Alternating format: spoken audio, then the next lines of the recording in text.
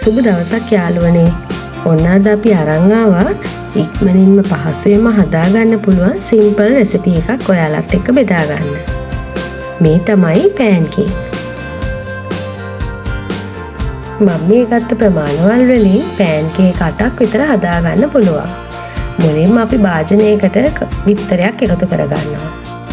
ඊට පස්සේ ඒකට දාගන්නවා සීනි කප් කාලක්. ඊළඟට ලුණු ටිකක් එකතු කරගන්නවා. ඊට පස්සේ මම ෆ්‍රෙෂ් මිල්ක් කෝප්පයක් එකතු කරගන්නවා. ඊළඟට පොල් තෙල් මේස හැඳි එකමාරක් දාගන්නවා. ඊට පස්සේ මම මේකට තව රස වැඩි කරගන්න වැනිලා තේ හැඳකුත් දාගන්නවා. සීනි ටික දිය කරගන්න අපි මේ වගේ විස්ක් එකකින් මේක හොඳට කලවම් කරගන්නවා. මෙන්න මේ වගේ.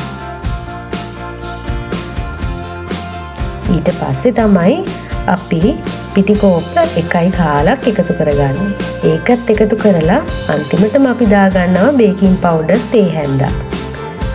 ඊට පස්සේ මේ ටික ඔක්කොම මෙන්න මේ වගේ හොඳට කලවම් කරගන්නවා.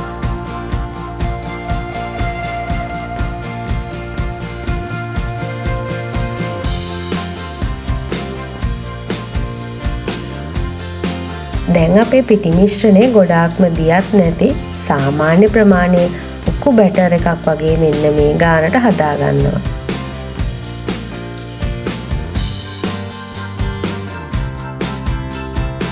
දැන් අපි අපේ පෑන්කේක් ටික හදාගමු.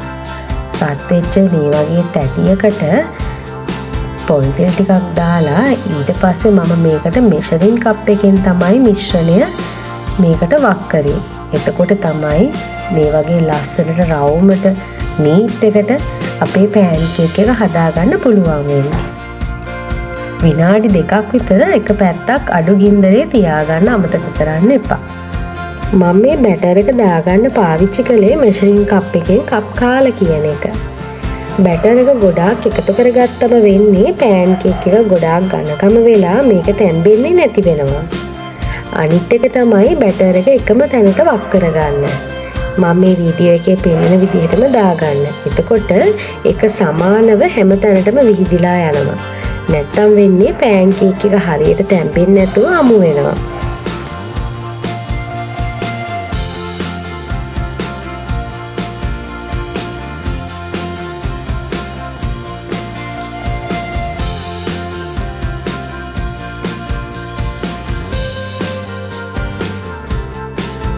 මෙන්න මේ විදිහට තමයි අන්තිමට අපේ පෑන්කේක් එක එන්නේ. බැටර් එක පෑන් එකට දාන්න කලින් හැමතිස්සෙම පින්සලකින් වගේ පොල් තෙල් ටිකක් ගා ගන්න පුළුවන් නම් පෑන් එකට වඩාත්ම හොඳයි.